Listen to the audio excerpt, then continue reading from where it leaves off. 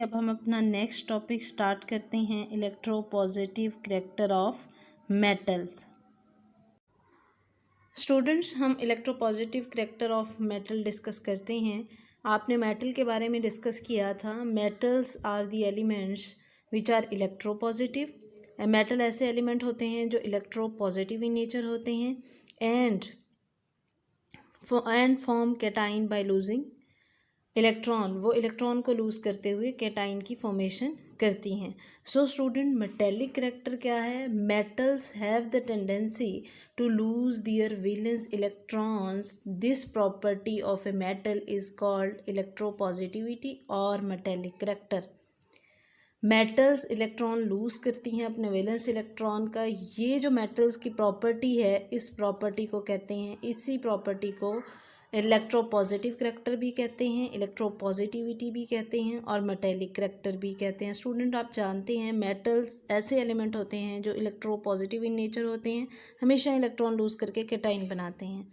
कोई भी atom during bond formation electron lose करेगा तो उस पर पॉजिटिव चार्ज आता है। जिस एटम या ग्रुप ऑफ एटम पर पॉजिटिव चार्ज आता है इसे हम कहते हैं कैटाइन। अब चूंकि by losing an electron charge positive आ गया तो वो एटम इलेक्ट्रिकली पॉजिटिव हुआ। इसके एग्जांपल हम डिस्कस करते हैं sodium. Sodium by losing an electron, एक इलेक्ट्रॉन लूज करके चार्ज आ जाएगा positive charge. This is also known as cation. Student, sodium जो है इसमें नंबर ऑफ प्रोटॉन्स जो होते हैं वो 11 होते हैं। सो इसमें नंबर ऑफ इलेक्ट्रॉन भी 11 होंगे। इसके पहले शेल में 2 इलेक्ट्रॉन, दूसरे में 8, तीसरे में 1 इलेक्ट्रॉन है। अब ये 1 इलेक्ट्रॉन इजीली रिलीज़ कर देगा, लूज़ कर देगा। जैसे ये 1 इलेक्ट्रॉन लूज़ करेगा तो इसके पास, इसके वैलेंस शेल में बचे 8 इलेक्ट्रॉन, तो इसके 2 शेल बचे और अब इसमें नंबर ऑफ प्रोटॉन्स हुए 11, नंबर ऑफ इलेक्ट्रॉन हुए 10। अब पॉजिटिव चार्ज जो है वो डोमिनेट होगा नेगेटिव चार्ज के ऊपर, क्योंकि प्रोटॉन पर पॉजिटिव चार्ज होता है और इलेक्ट्रॉन पर नेगेटिव चार्ज होता है। जब पॉजिटिव चार्ज नेगेटिव चार्ज पर डोमिनेट होगा तो वो बन जाएगा कैटाइन, तो Na पे बनेगा पॉजिटिव चार्ज।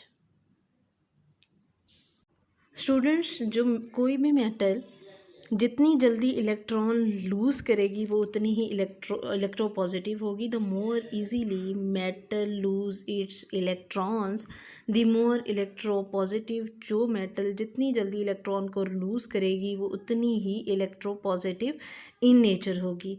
जैसे हमारे पास सपोज ए एक मेटल है, बी दूसरी मेटल है और सी थर्ड वन मेटल है। ए जो है वो इजीली इलेक्ट्रॉन रिलीज़ कर दे बी की निस्बत और बी इजीली इलेक्ट्रॉन रिलीज़ कर दे सी की निस्बत। So A more electropositive हुई एज़ कंपेयर टू बी और बी मोर इलेक्ट्रो पॉजिटिव हुई as compared to C. Students, आपने वैलेंसी चैप्टर नंबर 1 में डिस्कस किया था the combining capacity of one element with another element. एक element की दूसरे एलिमेंट के साथ कंबाइनिंग कैपेसिटी मीन एक एलिमेंट जितने नंबर ऑफ बॉन्ड बनाएगा वो उसकी वैलेंसी होगी। अब हम वैलेंसी, मेटल्स की वैलेंसी को कैसे डिफाइन करेंगे?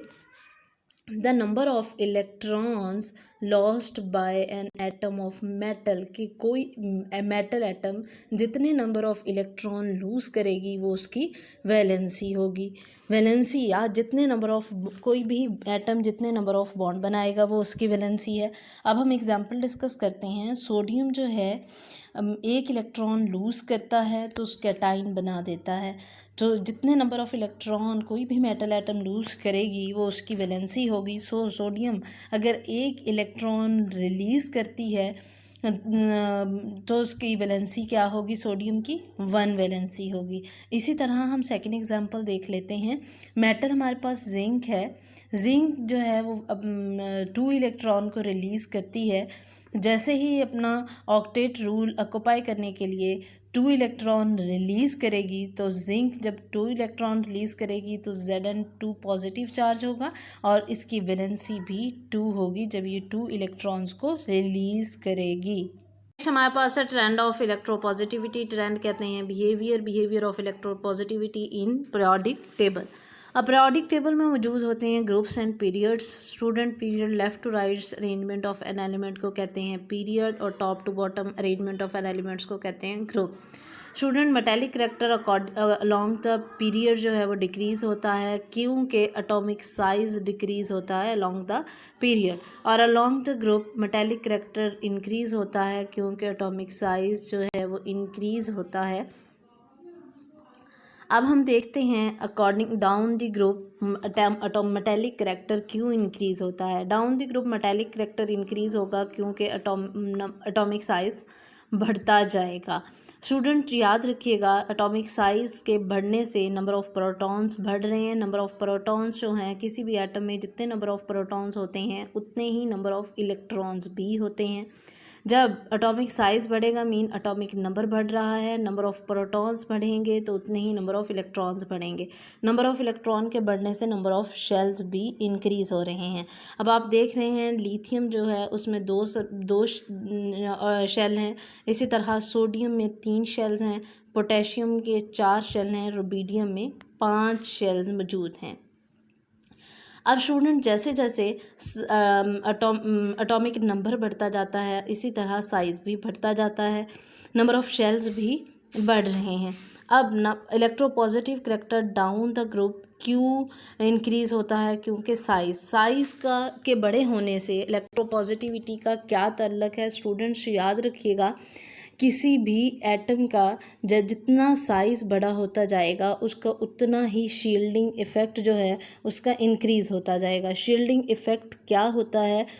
फोर्स ऑफ अट्रैक्शन न्यूक्लियस की आउटर मोस्ट शेल पर कम होती जाएगी। जब भी न्यूक्लियस की force of attraction outer most electron पर कम होगी तो शील्डिंग इफ़ेक्ट, उसे कहते हैं हम शील्डिंग इफ़ेक्ट। स्टूडेंट्स जो हमारे पास है लिथियम, सोडियम और पोटेशियम, अगर हम इन 3 के दरमियान कंपैरिजन करें तो लिथियम का साइज़ बहुत स्मॉल है और देन सोडियम का साइज़ स्मॉल है, देन पोटेशियम में 19 इलेक्ट्रॉन है, सोडियम में 11 इलेक्ट्रॉन है, लिथियम में 3 इलेक्ट्रॉन है। स्टूडेंट जैसे जैसे साइज़ बढ़ेगा इलेक्ट्रोपॉजिटिव करेक्टर बढ़ेगा क्योंकि शील्डिंग इफ़ेक्ट भी बढ़ता है।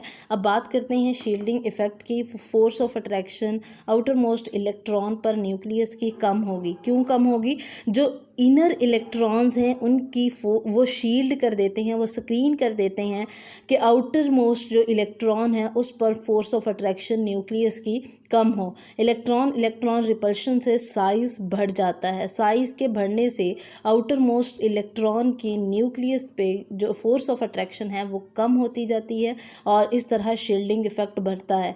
जब शील्डिंग इफ़ेक्ट बढ़ता है तो इलेक्ट्रोपॉजिटिव करेक्टर उतना ही बढ़ता है। मीन साइज़ के बड़े होने से इलेक्ट्रोपॉजिटिव करेक्टर बढ़ेगा, आउटर मोस्ट शेल पर अट्रैक्शन जो है फोर्स ऑफ अट्रैक्शन वो कम होगी और वो जितनी फोर्स ऑफ अट्रैक्शन कम होती जाएगी वो एटम उतना जल्दी इलेक्ट्रॉन रिलीज़ कर देगा। और जैसे ही जितना इजीली कोई भी एटम अपना इलेक्ट्रॉन रिलीज़ करेगा वो उतना ही इलेक्ट्रोपॉजिटिव होगा, मीन उसमें वो उतना ही ज़्यादा मेटेलिक करेक्टर होगा।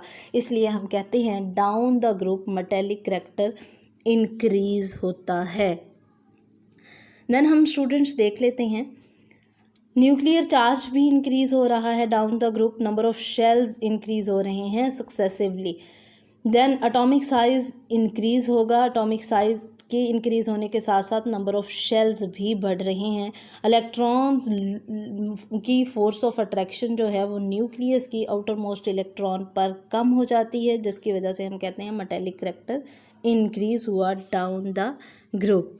देन हम डिस्कस करते हैं students along the period atomic metallic character decrease होता है क्योंकि एटॉमिक साइज़ डिक्रीज़ होता है।